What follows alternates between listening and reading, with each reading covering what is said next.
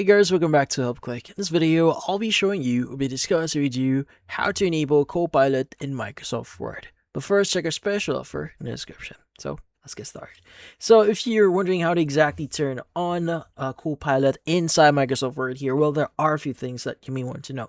Now, currently, for people who has subscriptions or has a license account, depends on what license here, you may be eligible to use their Copilot feature. But then again, this depends if you have the correct type of Microsoft Word.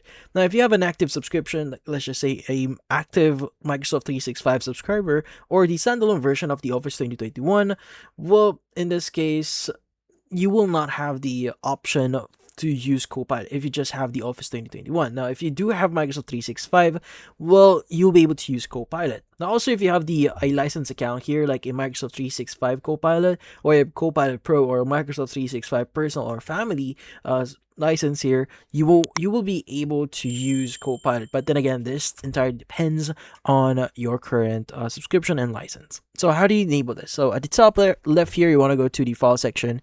And once you click on it, you want to go ahead and choose the option here for options at the bottom left of your screen. And inside options, you want to look for Copilot. Again, this entirely depends on your current setup. So if you have the correct license, you should see Copilot around this area here.